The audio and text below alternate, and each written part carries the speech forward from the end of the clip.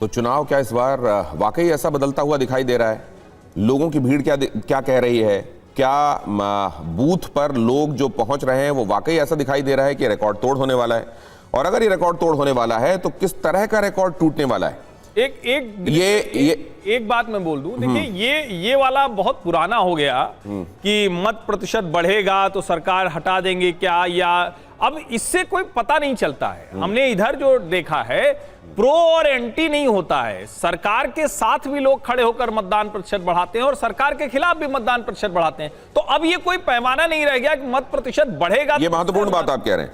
पहले ये माना जाता था कि अगर लोग पिछले चुनावों के मुकाबले इस बार ज्यादा आए हैं बूथ तक, इसका मतलब यह है कि क्या वो अपनी नाराजगी जाहिर कर रहे हैं या खुशी जाहिर कर रहे हैं। इस तरीके से इसको इंटरप्रेट करने की कोशिश की जाती थी। हर्षवर्धन कह रहे हैं कि ये कोई पैरामीटर नहीं रह गया।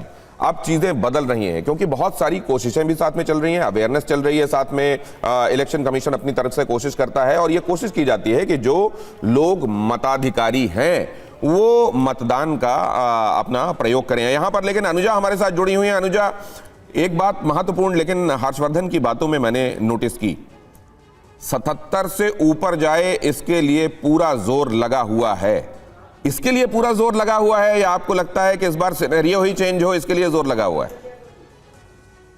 जय श्री राम और गुड मॉर्निंग।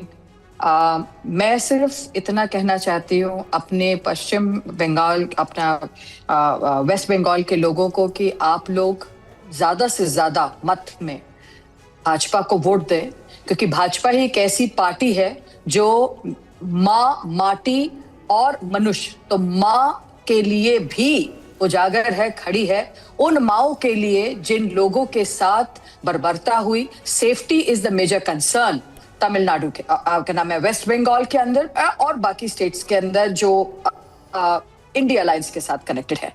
आज जब हम वेस्ट बंगाल की बात करते हैं तो जो माँ खुद खड़ी है, जो अपने आप को दीदी कहती है, दीदी ने रौन दिया औरतों की इज्जत को, महिलाओं की इज्जत को। और आपने देखा था 5-5 दिन तक लोग नीचे जमीन पर खड़े थे और पूरा ही एक प्रोटेस्ट चालू हुआ था।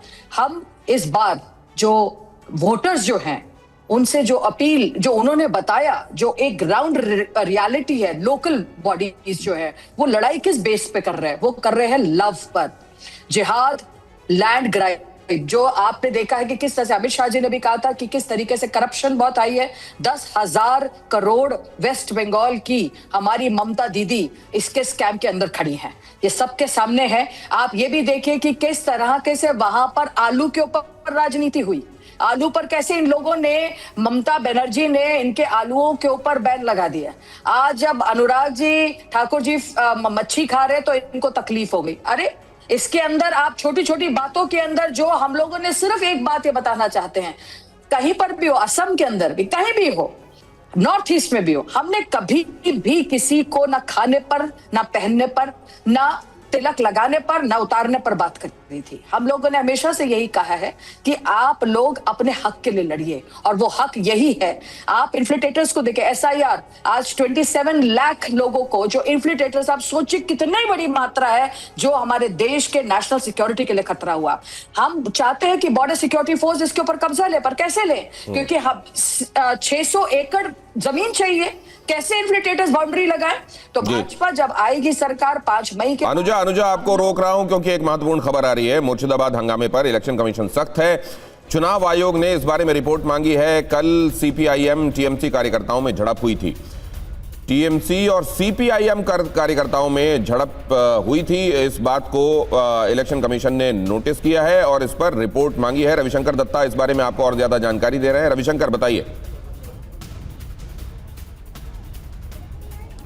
देखिए, कल ये सही बात है कि कल तृणमूल कांग्रेस और CPM के बीच यहाँ पे डोमकॉल में वहाँ पे झमेला हुआ, वहाँ पे रात को वहाँ पे बमबाजी हुई और उसके बाद ये जो हिंसा हुए हैं, उसके बाद अजूब जो कि हुमायूं कबीर की पार्टी है, उनके साथ भी तृणमूल कांग्रेस के जो समर्थक है उनका झमेला हुआ है। और ये दोनों ही मामले में, एक डोमकॉल है और एक रेजीनगर है, दोनों जगह पे ही इस मामले पे रिपोर्ट मांगा गया है चुनाव आयोग से, क्योंकि ऐसा सेंट्रल फोर्स रहने के बाद भी अगर ऐसा बमबाजी बमबाजी की घटना होती है तो ये सवाल उठ जाता है सिक्योरिटी को लेकर। और क्योंकि मुर्शिदाबाद एक सेंसिटिव जिला है और यहाँ पे सबसे ज़्यादा सीट्स है, इसीलिए यहाँ पे पूरा जो मामला हुई है उसके ऊपर चुनाव आयोग ने जो रिपोर्ट मांगी है वो रिपोर्ट सौंपा जाएगा एसपी द्वारा और यहाँ के डीएम द्वारा और बाकी के जो ऑब्जर्वर्स है उनके द्वारा। उसके बाद संगीन जो आरोप लग रहे हैं यहाँ पे बमबाजी के, उसके खिलाफ यहाँ पे व्यवस्था ले जाएंगे।